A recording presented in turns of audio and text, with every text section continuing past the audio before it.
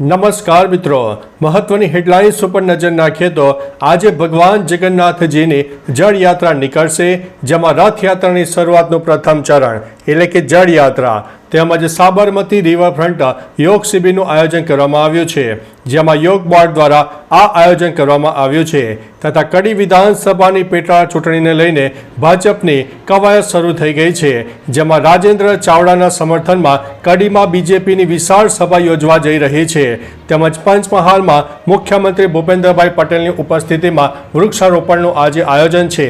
બીજી તરફ હાલોલના તાજપુરા ખાતે 25,000 જેટલા વૃક્ષોનું વાવેતર પણ કરવામાં આવનાર છે। મિત્રો, અન્ય મહત્વના સમાચારની વાત કરીએ તો પોરબંદરથી મોટા સમાચાર સામે આવ્યા છે। મહાનગરપાલિકાએ વેરામાં 2 ગણો વધારો કરી દેતા લોકોમાં ભારે રોષ ફેલાયો છે। જાગૃત નાગરિકોએ રેલી કાઢીને તેનો વિરોધ વ્યક્ત કર્યો છે। મિત્રો, અન્ય મહત્વના સમાચારની વાત કરીએ તો રાજકોટથી સૌથી મોટા સમાચાર સામે આવી રહ્યા છે।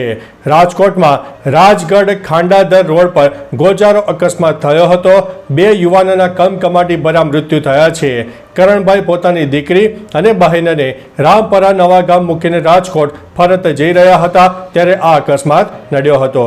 મિત્રો, અન્ય મહત્વના સમાચારની વાત કરીએ તો અરવલ્લીના મોડાસાની મોદરસુંબા ગ્રામ પંચાયત સમરસ બની છે।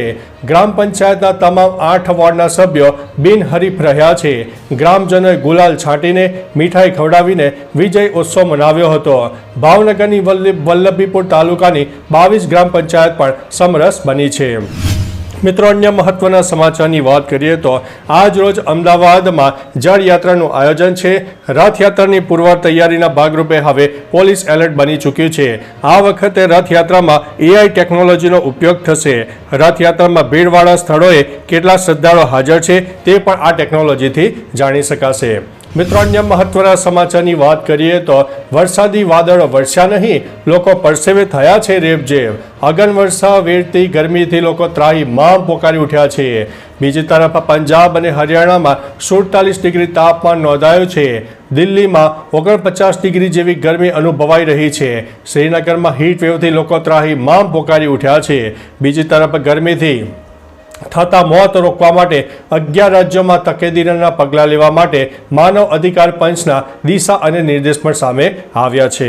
મિત્રો, અન્ય મહત્વના સમાચારની વાત કરીએ તો ગુજરાતમાં કોરોનાનો હાહાકાર જોવા મળ્યો છે। રાજકોટમાં કોરોનાના દર્દીનું પ્રથમ મૃત્યુ જાહેર થયું છે। સિવિલ હોસ્પિટલના સૂત્રોના જણાવ્યા અનુસાર 55 વર્ષના એક વૃદ્ધને આઇસોલેશન વોર્ડમાં દાખલ કરાયા હતા અને કોવિડ પ્રોટોકોલ અનુસાર સારવાર શરૂ કરાઈ હતી, જેમાં